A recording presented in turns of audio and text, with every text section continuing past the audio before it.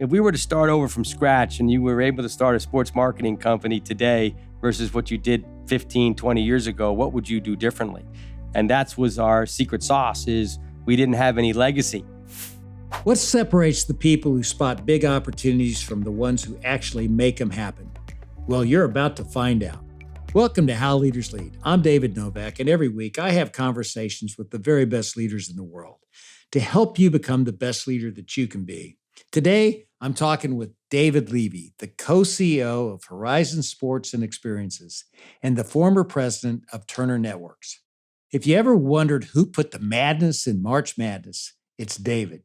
He forged the landmark deal that let fans watch every NCAA tournament game across all the CBS and Turner networks, and it took the popularity of the tournament to a whole new level. These days, he's betting on innovative formats like the Pickleball Slam and Unrivaled, which is a 3-on-3 women's pro basketball league.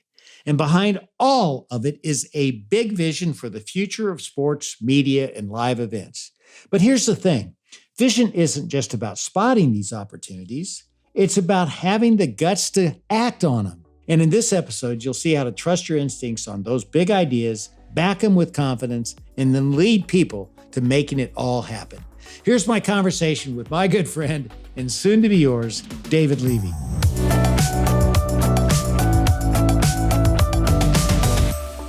Here you are, you're a guy, you've come up in the traditional cable world. I got to ask you, how many streaming services do you have at your home now? Well, I'm one of those guys that unfortunately, I probably don't even know how much I'm paying for all of them, but I probably have 6 of them that I'm either paying for or got for free with some other connection or some other promotion. You get your phone, get a free Hulu or something like that. So, yeah, I have them all, and I love the content. So, yeah. I'm a junkie. Yeah, well, what's your favorite and why? If you had to pick one streaming service, which one would it be and why? Ooh, it's hard to pick your favorites. It's in my business. I love all my friends. But I think it really depends on, it's almost program by programming. It's what's funny about this business, history kind of repeats itself. We unbundled the bundle when we started going into these streaming services, and now all the people want to rebundle the bundle because the streaming services cost so much. Why wouldn't we just rebundle everything back up into the cable business? I think it's program by program for me. Right now, Stick on Apple TV. I'm deep into Mobland, which I believe is on Paramount Plus. So there's a few here and there that I bop through, and depending on the program, that's why I have them all. Yeah, I'm into Mobland too. That was amazing. Guy Ritchie's got a good model. He does. I can't wait to dig into how you lead, but first I want to take you back to your beginning, David. What's the story from your childhood that shaped the kind of leader you are today? I played hockey, which is a team sport. And I thought I was good enough at some point to make the pros, but then you realize as you get older, everybody's a good hockey player. And when you get to college, they're really good hockey players, and they're all captains of their own teams. But I think playing sports and working with people and finding ways to win and finding solutions to challenges was all part of my building of my character, I guess, and how I learned to lead. And I ended up being the captain of my hockey team and captain up in Syracuse for the club team. So I think it stems to playing sports early on and learning to deal with people and finding solutions to challenges. After college at Syracuse, you got your start in advertising sales in New York, as I understand it. What did that experience teach you right out of the gate? When I was at Syracuse, I graduated in 1984. My senior year, I figured out a way to actually get a job and turn around and have that job be credits that made credits to help me graduate school. And the job was working for an advertising agency called Oakmont Advertising. From there, I ended up getting a job in New York at an advertising agency called SSC&B. Worked for a woman named Elizabeth O'Brien and Gary Carr, and I loved it. It was great being in the city, but of course, I was making $9,000 a year. That's what they were paying back in 1984. What was interesting, though, was I realized very early, because the job I had at SSC&B was a assistant network buyer. The funny thing about that was they put me on the cable business because they didn't have a lot of cable money back then, and there were probably only 7 networks. And, one of them was Superstation TBS and MTV, and Nashville Network, I think was around there, and USA Network and things of that nature. And I realized very quickly that I wanted to be on the other side of the desk, and I wanted to be on the sales side because the sales guys made all the money. And I figured out really early that this agency job wasn't going to make me much money at $9,000 a year. So within a year and a half, I left and found myself in the sales side of the business. So went over to a company called Cable Networks, Inc., which is kind of another funny story. As I went around trying to find a sales job, every sales company I went to, whether it was MTV or ESPN or Nashville Network, they all said the same thing to me. They said, listen, we like you, but go get some sales experience and, then come back. And so I went to this company called Cable Networks, Inc., which was John Kramer who came up with, which was local cable sales. It's right below a pregnant aunt as far as where it was in the cycle. This wasn't the days of cable where they had NFL football and Major League Baseball, right? This was the days where it's PK karate and slow pitch softball and reruns of Sanford and Son. But local cable was, and the guy, John Kramer, was just about to say the same words. He was just about to say to me, go get some. And I said, John, don't tell me to go get sales experience. I said, let me ask you a question. How am I ever going to get sales experience if nobody's going to give me a sales job? And he ended up saying, you know what, you're right. And he hired me, and that's how I got into the sales side of the business. And you end up at Turner, and you work your way up the ladder there. You're there for 30 years, and you become president of the company. What do you think you did differently as a leader that allowed you to climb the ranks like you did? There's a few things here and there that I think are important, when you think about leadership. Number one is, surround yourself as you move up and as you get new jobs. Make sure the people that replace you or the people that you are managing are equal or better than you, but have different types of skill sets. The only way you kind of move up as a leader is you make sure that you're replaceable and that someone can take your place. If you hire people that are not as good as you, then your bosses and your boss's bosses are never going to move you out because they don't want to lose whatever you have built. So the best thing that you can do as a leader is to actually surround yourself with very talented people. And that allows you to move up in the ladder. And I think I always made sure that I surrounded myself with really, really good people. The second thing is I always tell people, you can always lead people that report to you, but the great leaders are the ones that can lead people that don't report to you. So you not only do you have to lead in a horizontal type of situation, but you have to spread out, vertically as well. Vertically is where, and spread out horizontally in the sense that you need to lead people that don't report to you. And that's when you know you're truly a great leader. And I always try to figure out how to work with different divisions and different opportunities and to work within the company, not just at Turner, but with HBO and with Warner Brothers, and try to find ways to work with our partners. And I thought that was very important to make sure that you lead it, from a horizontal way, not just vertically up and down. And then lastly, as I started to acquire things or we looked at buying new assets, to me, I always wanted to be an insider, not an outsider. A lot of leaders sometimes wait to see how other things react, or does it work or doesn't it work? I remember early on at Turner, in our sports division, when I came back from running international, I came back to run Turner Sports, and I got a lot of experience overseas with digital content and digital video on phones. It really wasn't here in the U.S. at the time yet. We were still dealing with Motorola Razors and very barely even texting at that time. That was back in 2002, 2003. I started buying up digital sports rights that at the time no one really even cared about because there wasn't much digital content running on phones at the time. And so I might have overpaid a little bit in certain ways. We also started a digital sports sales division, which in the early days were not very successful. We bought NASCAR rights that were way too expensive. I bought some PGA Tour rights that were not were probably too expensive. And I was able to cover it on other parts of my division. But I learned a lot about the digital business while I was managing those properties. And that allowed me to understand how to buy the next property. And we worked with the NBA, and that deal was very successful. And then the NCAA, when we did the NCAA with CBS, that was very successful. So learning from the inside, actually making some mistakes, yes, overpaying here and there, but then knowing where I knew what I had to do to solve those issues. And I think that was very important as well. So those are some of the learnings, I guess, that I would stand by as my career at Turner. When you were at Turner, the media landscape was just shifting so fast, and it still is. I mean, I don't know of any industry that's continually, dealing with so much change. What have you learned about adapting and staying on your front foot in an industry that's constantly just shifting? I think there was a book that says, if it ain't broke, break it, right? You have to constantly look at what's ahead and what's happening and be at the forefront.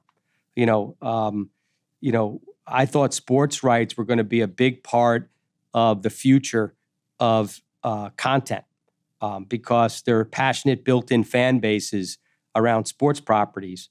And we made a conscious effort of going after some of the biggest sports rights, not just in cable, but in television. And so being in the forefront and aggressively doing that. We were the first to go after large movie packages because I realized that there are big movie fans, whether you're a Star Wars fan or a James Bond fan. When those movies come up and they repeat often on many of our channels, they're just fans that people will tune in and stick. They're very sticky. When you're a Star Wars fan and you're flipping through the channels, I call it collision viewing. When you're just going up and down the channels and you find a Star Wars movie and you happen to be a fan, you're going to get locked on it. Or a Rocky movie or something like that. So we bought big movie packages. We understand. I mean, Ted Turner taught me very, very well. Content is king. That's what he said. No matter what the device, no matter what the distribution platform is, as long as you have great content, you will find viewers. Hey everyone, it's Kula from How Leaders Lead. And a couple of years ago, we did a survey of all of you podcast listeners. And in it, you told us that you would like more of David's point of view on some of the topics that he talks about with the guests that he interviews. And in case you didn't know, we have an episode that does just that. Every Monday, we release an episode called 3 More Questions with David Novak, where I put David in the hot seat and get his point of view and his take on some of the concepts that he talks about with the guests that he interviews. It's a great way to get learnings from David and to hear about his experience leading Yum Brands, a company of over 1.5 million employees. So if you haven't subscribed to the How Leaders Lead feed wherever you get your podcasts, do that now so that you never miss an episode of 3 More Questions and so that you can get coaching from David himself. Speaking of great content, and also going back to one of the points you made earlier about the importance of leading horizontally, not just the people that report to you and managing up and down. You helped pull off probably one of the most groundbreaking media deals in the history of sports when you teamed up with CBS and got the NCAA March Madness tournament. The thing was so popular. Tell us a story about that and the biggest lesson you learned from it. That's a landmark deal. That's probably something that I'll always be remembered by in our relationship with CBS and Sean McManus.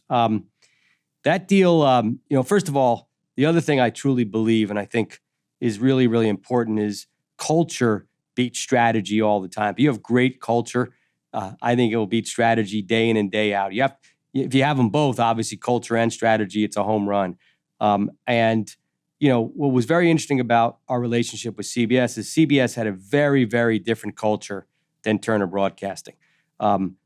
They were far more, what I would say, more traditional and a traditional media company versus what I would say more an aggressive, modern media company. But we also knew that, Sean and myself knew that 1 and 1 is going to make 4 on this particular. And if we can find a way, CBS at the time was losing money on the tournament. They had a couple of years left, and the tournament went out in the marketplace to see if there was going to be any other partners.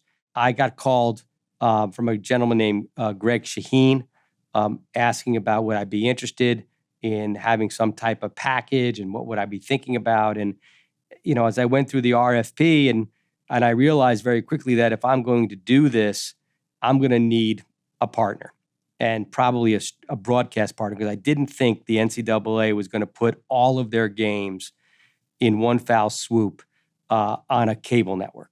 I just think that, I think I needed at that time, and it was back in 2010, that it would be great to partner with CBS. But I said to Sean out of the gate, I said, I'm more than happy to partner with you. And I was also talking to Fox at the time. And I said to Sean, but I don't want to have a cable package. This has to be a 50-50 partnership, meaning I'm going to have the finals and semifinals every other year, and we're both going to go after this together. And, he head and hawed maybe a little bit, but at the end, he realized that he didn't want to lose the NCAA package either. And so he realized he needed a partner, because the idea we came up with, which was unheard of at the time, was to put all the games on live at the same time. And so what we did is we let the viewer, the consumer, be the control of what game they wanted to watch. Prior to us doing this deal, and it started in 2011, CBS did regionals. So if you lived on the West Coast, you saw West Coast games or what CBS thought you might want to watch. And if you lived on the East Coast, you saw East Coast games and so forth and so on. And they did some cut-ins, but all the games were running at the same time, but you couldn't see them all. So this was taking TBS, TNT, True TV, and CBS and having all four games run simultaneously at the same time. And then, even more dramatic, and still today, is when there's a blowout on CBS. You got Jim Nantz saying, hey, we've got a blowout game, but look what's going on TBS right now. Switch to your TBS channel. Now, the reason why he was able to say, go off of my channel and go somewhere else, was because the way we structured this deal was a true 50-50 partnership. And it didn't matter where a commercial that ran on TBS or a commercial ran on CBS, all the dollars fell into one big pot. So all the revenue streams were just divided 50-50. Oh, it's a great idea. I should have known that, but I didn't. But it makes total sense. So you found the big win-win. Yeah. Now, the only thing that wasn't divided 50-50, which made it very profitable and still is very profitable for Turner, was we kept out two areas. CBS was able to keep its retrans and its local avails, and we were able to keep all of our subscription revenue. So subscription and retrans were out of the deal, but every other revenue stream, whether it be digital or whether it be concert series or whether it be anything else, was all divided 50-50. And it's still today. And that was a landmark deal in the sense that I don't think it ends till 2032. Wow, that's amazing. And, for the people who aren't in the industry, what's a retrans? Retrans is where CBS, with all their local stations, get paid a subscription, a retrans, meaning retraining the actual signal, and are paid by the cable operators for the signal. Well, you had such an incredible run at Turner. You're in the Broadcasting Hall of Fame, and you're viewed as a genius in the industry. What led you to make the decision to step away from Turner? Turner, I'm pretty unusual maybe in this day and age. I stayed there 33 years. Ted hired me, back in 1987. I saw the merger between Time Warner and Turner. I saw the merger between AOL and Time Warner. And then I saw AOL leave and Time Warner take its ownership back. Then I saw AT&T buy Time Warner. And then I saw I actually left after I stayed 2 years under that regime. And so, listen, I went through a lot of different mergers and acquisitions and takeovers, a lot of different bosses, different styles. But after 33 years, you know what? We accomplished a lot. I had a great run.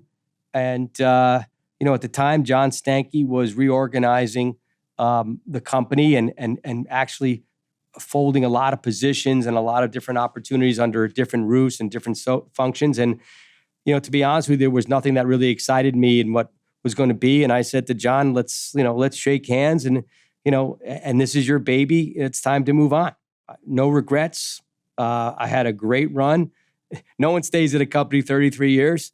At the end, I was running basically all of Turner except for the international division and the news.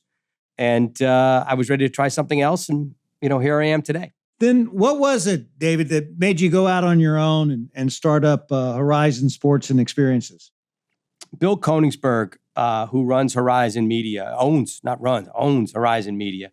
And I have been friends for many, many years, probably 30 plus years in the business. And he called me up and said that he really wanted to grow and blow out his sports marketing company. At the time, it was called Scout. And it was a smaller company. But, Tomasak had just invested in Horizon Media, and they wanted to grow their business, and he was finding new ways and he realized the sports business was going to be something that had a lot of growth potential and asked me to run it. And, we went back and forth and had some conversations. And I said, Bill, I think the best way for us to have this relationship is you spin out Scout into a new co, provide equity and some investment dollars and so forth. And I'd be interested in doing this, but as a partner, not as an employee. And to Bill's credit, he called back and said, hey, would you do it with a partner? And I said, you're my partner. He goes, no. Another partner. And I said, who? And he goes, Chris Weil. And I go, oh, I love Chris. I've known Chris for 25 years. So the three of us went out to Montauk and spent a couple days together and banged out what the roles and responsibilities are, because we all know sometimes co-CEOs don't work. I would say almost 90% of the time they don't. The way we constructed this, which is, putting what Chris's skill sets are in what he did at Momentum for 20 plus years as the CEO of Momentum, the probably one of the best, largest sports marketing agency in the world, and what a job he did there. If you took Chris's Rolodex and my Rolodex, or that's an old word, we can say our contact list, and merged it together, there'd only be about a 20% overlay. And so we constructed the agency that way. Chris manages the brand consulting side, experiential activation side of the business, and I manage and oversee the IP, ownership and creation of IP, the sales, sponsorship sales division, as well as our media consulting division. So we kind of have our separate roles and responsibilities, but then we roll up into one big organization. And of course, we help each other out when needed on both sides of the equation. Dave, give me, share sort of a high-level overview of your business, this company, and that you're responsible for as the co-CEO.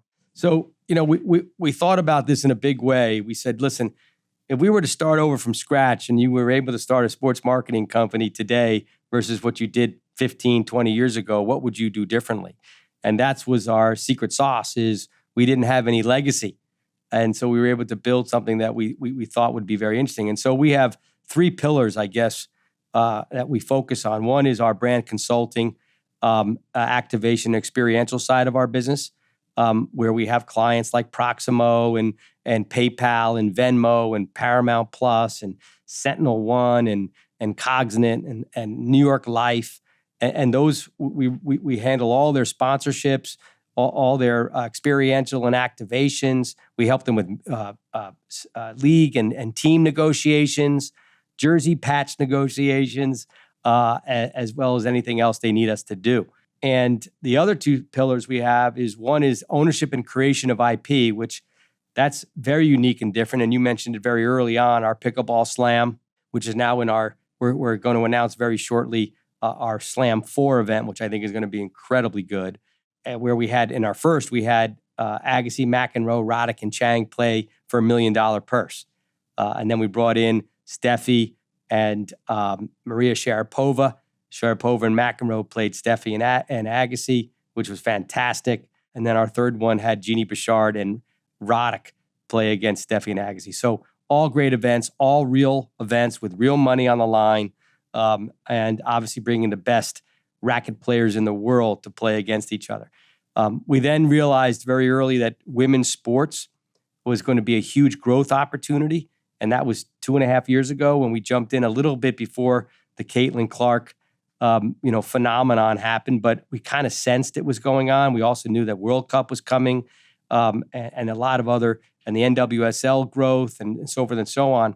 So we invested in the Women's Champions Classic, which is, we own the marks, the rights, and logo. Our partner in that is Fox. And we went after Connecticut, and we signed Connecticut to a 5-year deal, figuring that was the best women's basketball brand name in the country. We didn't have them locked. I'm not sure the event would have been as successful. And we're having our second event this coming December 20th. So we invest in our own IP, and then we also invest in other IP and leagues, but on strategic basis. So Unrivaled, HS&E invested in the league itself, but we also did their media rights for them with Warner Brothers, and we are the agency of record for their sponsorship sales. So really a nice relationship in that tremendous league that I think after its first season was hugely successful and is only going to go up, in my opinion. So we invest and own in IP and we create IP. And then we also have a sponsorship sales division that sells all this IP. We also sell other leagues and teams IP if it's the right mix for us, which we've done. Like right now, we're representing the Pro Paddle League and help them with their sponsorship sales. So we don't own any of the PPL, but we do their sponsorship sales for them. And then lastly, we have a nice media consulting business where we help people with go-to-market strategies, media rights. I just did I worked with DAZN recently with their Club World Cup rights, where we negotiated with Univision and Turner to have those games air on the Spanish language, Univision and so forth. So I helped DAZN with that. We work with Top Rank Boxing. We work with the NBA. So we have a nice client list in helping them either with go-to-market strategy, sponsorship sales, or media rights. So, David, that's like you cover the gamut in the world of sports. So what do you find to be your biggest leadership challenge? Just making sure we stay ahead of the game, making sure we bring in the right talent. We now have 91 employees, and maintaining that talent and making them feel like they're a part of this growth company. I think that's very, very important. Working with Chris, making sure that we're both, while we're running around doing, our own responsibilities, but making sure that we're still running a company as one company, and making sure that we think about our employees. I think the most important thing is making sure your employees are happy and that they feel like there's growth opportunities. And we happen to be very lucky right now. We're in the right genre. I think sports is having its moment right now, not just in television or in streaming, but in private equity and investment. It just seems to be a really hot space right now. And then, of course, the areas that we're focused on, which is women's sports, Formula One, golf, soccer, and racket sports, we seem to be in a very, we're in the right genres in the sports space. Yeah, well, you're into live sports. I mean, what do you think is the secret sauce of live sports? Well, our tagline is "Live is the new digital." I think it's very apparent that even though money may be tight in certain ways with certain people, I think the community of going to a live event and being with other people is still something that consumers want and consumers will pay for. You may not pay for other things, but you're going to pay to go to a concert if you're a music lover. You're going to pay to go to a sporting event if you're a sports fanatic, and that's still today. You see teams realizing that they want to keep the experience. Even the experience at these venues now are becoming experiences. You're getting a lot more value at these arenas and what's available to you and so forth and so on. And there's opportunities, but you also can't price yourself out of the marketplace. And I think that's sort of what the balance is right now is how do you make sure you can still get the diehard fan to come and afford coming to the games? We'll be back with the rest of my conversation with David Levy in just a moment. The Pickleball Slam's been a smashing success, no pun intended. And one of the competitors is none other than Andy Roddick. He's a legendary tennis player, of course, but he's also a terrific leader. He joined me here on the pod a few years back, and I love what he had to say about imposter syndrome. I certainly feel like I live through imposter syndrome daily, but I think, you know what? I think humans inherently have this built-in thing where they want to help as long as it's presented the right way and they know that someone's being earnest. I can tell you, you gauge the room. You don't, fire off questions within 10 seconds of meeting someone. But if the relationship is there, I think people appreciate it. And I guarantee you, every person that I've asked a question to had someone give them advice, had mentorship on their way as well. So I think at first, and I think that's a big value for people that aren't necessarily trained or from the business world is always ask. And if there's something you don't understand, if someone's speaking a different language because they're really good at whatever they do and they speak in kind of slang terms, don't be scared to just say, stop, what does that mean? You can ask once and look dumb, or you can kind of be dumb every time it's said from there on out. Go back and listen to my entire conversation with Andy, episode 49 on the pod, here on How Leaders Lead. You mentioned you and Chris have a great relationship, and you've worked hard to really identify your roles. And, when you cover such a wide spectrum of ideas and events that you could potentially go after, has there ever been a time where you guys disagreed? And if so, how'd you work your way through it? Sure. I mean, if you don't disagree, I don't think it's healthy. One of the great things is to surround yourself with people who are smart that will give your opinions. If we didn't want opinion, we didn't want other thoughts and ideas, then I don't know. I don't think we'd be as successful. You work them out by talking through it. And listening. Give me an example, David, where that happened. I would say that when we were first looking at pickleball as an opportunity, there was a lot of risk to it. And, I think Chris had some questions on whether it was the right place to put our money. Is this something smart we want to go after? I said, listen, I've been in this business for a long time. I worked on the original match with Tiger Woods and Phil Mickelson. I said, this destination programming, as long as you can describe this opportunity in less than 15 seconds, it's probably going to be successful. If it takes 5 minutes to discuss an idea, you probably don't have the right idea. It's got to be distinct, quick, and understandable. And, I just said, take the biggest growing sport in America, pickleball, and put the best racket sports names in it and have them play for $1 million on ESPN. I think it's going to be pretty successful. And, to Chris's credit, he goes, listen, this is your expertise. Let's go for it. And so, that's the kind of relationship we have. And I think, in any business, you need to be able to communicate and have open conversations. You don't always agree. By the way, if you always agreed, I don't think you're going to be that successful. I think having, diverse opinions in any corporation is healthy. It's the question of how you satisfy the people who may have a different opinion, and how do you get through it? And sometimes you have to make a tough decision and say, listen, I hear you, but we're going to take a risk on this. And that's the leader, putting his neck on the line. I remember Jeff Bucas going back to the March Madness when we had to spend $11 billion, right? And I went up to the board and, presented why I thought this was a great idea for Turner, and the risk that was going to take on the company. I remember Jeff saying to me point blank 2 things. One, he said, what if you're wrong? What if a la carte comes around and we're sitting here with, this $11 billion ownership licensing deal that we can't get out of.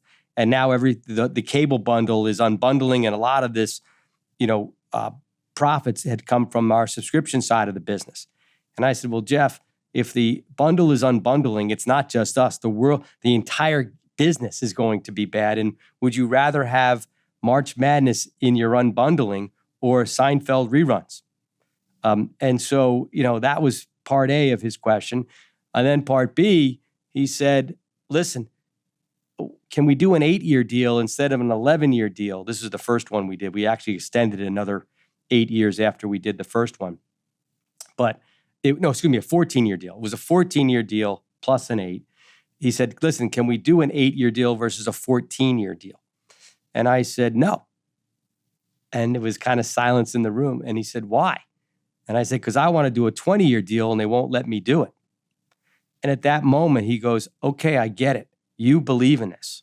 And once he saw my conviction of this is a smart thing, he said, okay, go get the 14-year deal. And so sometimes you just need to be convincing and sometimes you need to listen. But ultimately, I think when you have an open conversation, you come to the right conclusion. He was making sure that I had no doubt that this was the right thing to do. He also said, by the way, if you're wrong, you're going to be mowing my lawn for the next 14 years. well, that didn't happen. That's a great story on conviction.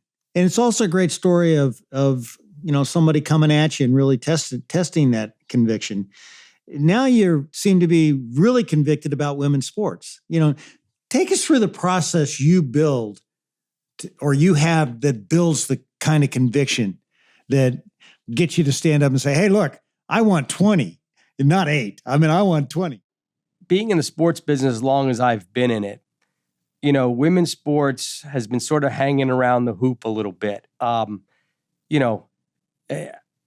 remember, the WNBA has not made, and again, publicly, it's been sort of out there in the marketplace that no team has made money and the league has not made money, but the league's only 28 years old.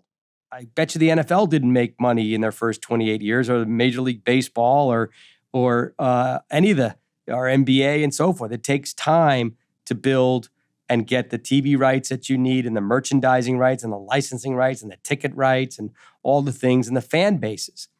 And, I kind of saw this inflection point happening in college basketball. I'm a sports junkie, so I kind of, see what's going on in my social channels and what people are talking about. And the barrier of entry for women's sports, as sitting in the old seat that I had, as a head of Turner Sports, the acquiring rights, the rights keep going up and they're not going down because sports have built-in fan bases. And you saw the most recent sports rights, whether it be the NFL rights or NBA rights and so forth and so on, they're getting very expensive. But women's sports, even though rights are going up, they're still, from an ROI basis, a very, very good ROI based on the ratings that they're now delivering. And so whether you're a sponsor trying to get in to women's sports, or whether you're a media company acquiring sports rights, or now you're seeing brands shifting dollars because, one of the things that we did at HS&E is we focused on categories that typically do not sponsor sports properties. So, for example, the WCC is sponsored by, the title sponsor is Shark Beauty. My phone rang off the hook, okay, when we announced that Shark Beauty was the title sponsor for 3 years. People were like, what is Shark Beauty? They were more accustomed to State Farm, Allstate, AT&T, your typical brands that, get title sponsors, Capital One, that typically go in. But Shark Beauty, a sponsor, a title sponsor in a basketball tournament? Really? And we also went after Sephora for Unrivaled and Wayfair, some of these brands who have never been in sports, let alone women's sports, okay? So as you enter into these new categories, that's only filtering the opportunities. These brands typically showed up on red carpets, the Oscars, the Grammys, the Emmys, but they never showed up red carpet walk-ins for a basketball game, like Sephora did with Unrivaled. They had that red carpet, or they had the black carpet that went on to social. So, the phenomenon was there. I saw it.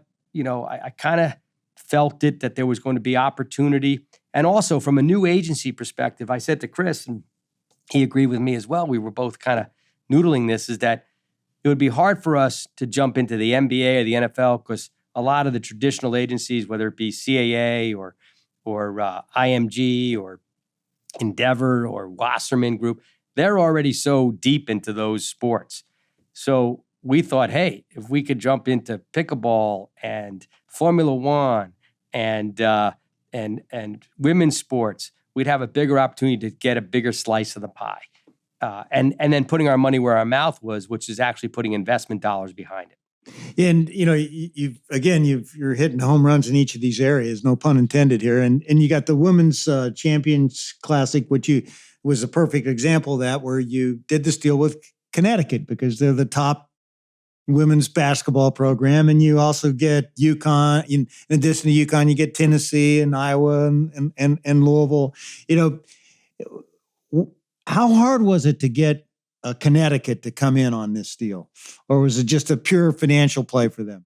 No, and in fact, I remember we got on the phone with our partners, Fox, and we called up Gino, and we had an open conversation. We said, listen, I think there's a white space. The white space is, Gino, there is no early season women's dominant college basketball tournament. There are a million men's. There's the Maui Classic. There's the Atlantis. There's all these great early season men's college, but I don't see a dominant women's, one that would be in prime time on Fox broadcasting, okay?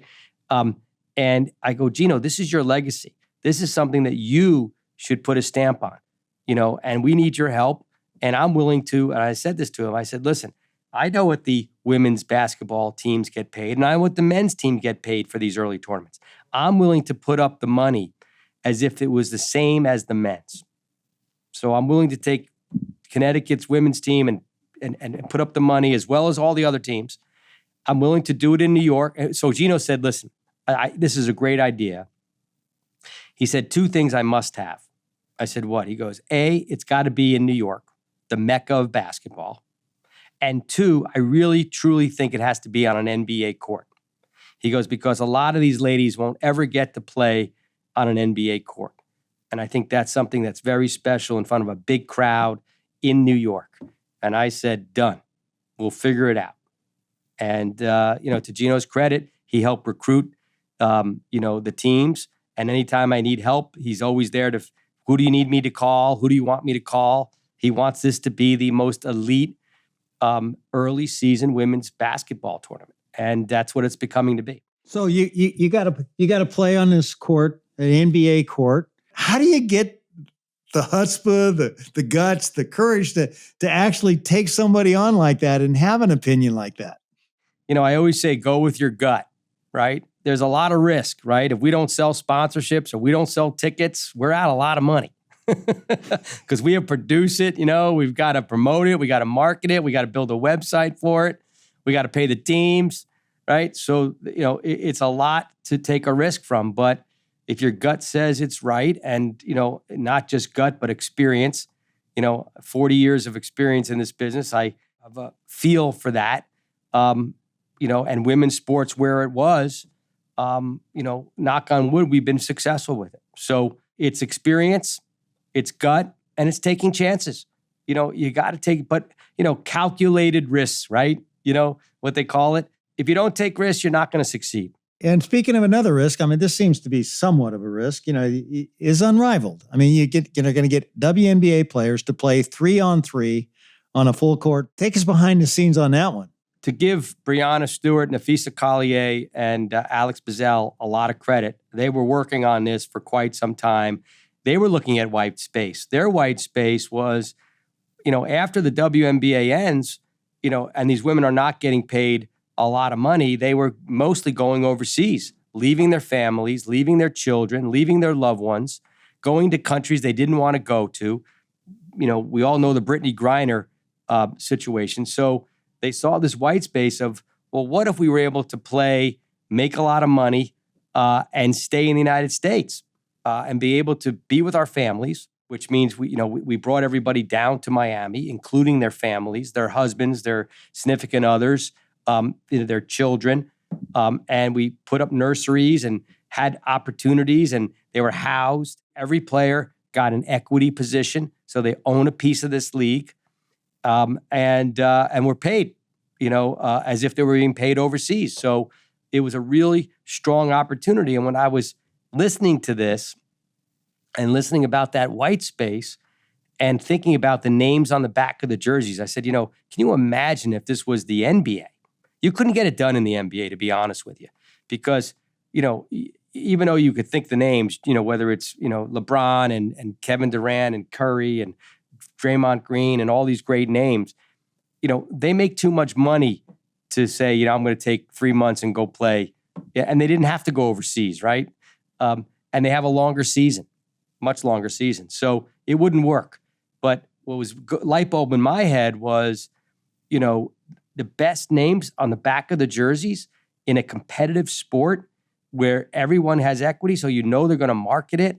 And I know where basketball is going right now, and women's basketball. This is a great opportunity. And I said, we got to get involved, not just get involved from hey, let's go help them market it and let's go help sell sponsors, but let's invest. Let's put our money where our mouth is.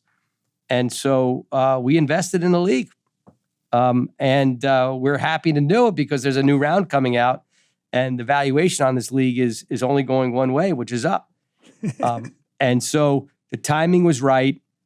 I think the most important thing, though, if I had to say, is the product on the floor. Had they treated this more like a scrimmage, it would not be successful. But because they're playing for money, they're playing for equity, and the quality of the product on the floor was great. And that's what made the league. Names on the back of the jersey and the product on the floor. Love it. Love it. Dave, this has been so much fun, and I want to have some more with my lightning round of questions. So you ready for this? Yes. The 3 words that best describe you. Risk-taking, humor, third one. I'll take risk-taking and humor. That's 3. There you go. I got 2. Yeah, risk-taking and humor. There you go. If you could be one person for a day besides yourself, who would it be? Mick Jagger. Didn't take you long. What's your biggest pet peeve? Having emails I didn't answer. Who would play you in a movie? Who would I like to play me in a movie? George Clooney. How many points could you win against Agassi in a one-on-one pickleball match? None. You get 2 front row tickets to anything you want. Where are you going and who are you taking with you? I'd go to any Stanley Cup Ranger game that the Rangers meaning hockey, any Stanley Cup Ranger game that they would make. I would love to be sitting right on the ice cheering them on, which I was Game 7 for in 1994. Still a diehard Ranger fan. Best sporting event for me being an ex-hockey player. And who would be with you? And who would be with me? My wife. What's a phrase you'd use to describe what it's like being inducted in the Broadcast and Cable Hall of Fame? Honored, flattered, and humbled. What's something you've changed your mind about recently? I would say that my golf game is getting worse, so I'm changing up. I'm deciding whether I still want to play this game. What's the one thing you do just for you? Golf. Besides your family, what's your most prized possession? I would say my Willie Mays autographed jersey, uniform jersey. What's something about you few people would know? I guess people. I don't know if people knew I played hockey for 22 years. People didn't know I played Syracuse hockey. How's that? What's one of your daily rituals? Something that you never miss? Breakfast. All right, we're out of the lightning round. Good job there, David. You and your wife Nikki have 2 grown sons. What's the biggest lesson you've learned over the years about how to lead at home? I would say, listen, you got to let them grow up to be their own individuals, their own people. You can't force things that they may not want to do. But what I always said to them is once you make a decision, you got to follow through with it. So anytime they decided to do something, whether it's a team sport, they had to finish it. They couldn't quit in the middle. It was their decision to join, but it's also their decision to finish. And I always make sure that people, when they commit to something, they have to commit to it because other people are counting on you. David, something that we both have in common is we're passionate about finding a cure to diabetes. My wife, Wendy, had type 1 from the time that she was 7. And I know your son, Brett, was diagnosed at age 11. How has that experience shaped your perspective as a father and leader? It's tough. What I call it now is the new normal, right? Every day he lives with pricking his finger and making sure he has the right insulin amount when he eats and so forth. And, it's a tough slog for him, but, God bless, he lives every day and loves what he's doing. And you can live with diabetes. You just have to be very, he had to grow up, an 11-year-old boy, he had to grow up pretty quickly, right? And be very responsible at a very young age, which is, not great on some senses and interesting on others. But what it teaches you is, life hits you with a lot of different challenges. And it's just getting through them as a family, and making sure that, you realize that if you can live what I would call the new normal, then that's the new normal, and just keep moving on. But life isn't easy. We know that. Yeah. And the people that can understand that to make it through are the ones that are very successful. Well said. What do you see as your unfinished business? Oh, I want this agency to continue to grow. We're really only 2.5 years into this thing. And, even at 63 years old, which I hate to give my age, I still feel young and love this business. And I think there's real opportunity to grow this sports marketplace. We're right in the heat of what I would say the hottest category. And we're doing a great job, Chris and I, and Bill as our partner in this, in building this company. And I'm excited to build it. Last question. What's one piece of advice you'd give to anyone who wants to be a better leader? I would say, as we talked about in the beginning, great leaders are the ones that can lead people that don't report to them. That's what a great leader can really do. Because if they report to you, they have to listen to you, right? So I would say always make sure you try to figure out to work with your peers, work with everybody, collaborate, and that'll only help you grow your networking and your success. You're definitely one of the most out of the box thinkers that I've had the privilege of having on this show, and you demonstrated that by saying that most people say 1 + 1 = 3. You made it 1 + 1 = 4 with you and Chris. And I think you guys obviously have a lot of fun working together, and I can see why. I want to thank you for taking the time to be on this show, and wish you the best as you continue to grow your company. David, thank you. I appreciate it. Your questions were very unique. I think I've done a few podcasts in my career, or a few interviews, and I have rarely heard questions that you were pulling out today. So appreciate it, and I'll have to study up next time when you invite me back on the show. You're great. Thank you very much.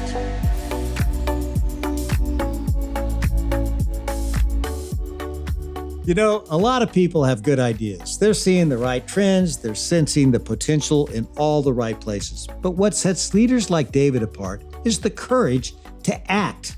From March Madness to pickleball, and even in his own career path, he bets big on what he believes in, and he knows how to bring others along with him. See, that's the thing. True vision doesn't just live in your head. It shows up in your decisions and in your words and in the risks you're willing to take. I love how David puts it. Plain and simple. If you don't take risks, you're not going to succeed. So here's a little challenge for you this week. What's a big idea you've been sitting on? Something you believe in, but haven't acted on yet. Reflect on what might be holding you back, and then consider what it would really look like to make it happen. So do you want to know how leaders lead? What we learned today is that great leaders know that true vision takes guts. Coming up next on How Leaders Lead is Roger Crandall, CEO of MassMutual. So be sure you subscribe on YouTube or wherever you get your pods so you don't miss it. Thanks again for tuning in to another episode of How Leaders Lead, where every Thursday you get to listen in while I interview some of the very best leaders in the world. I make it a point to give you something simple on each episode that you can apply to your business so that you will become the best leader that you can be.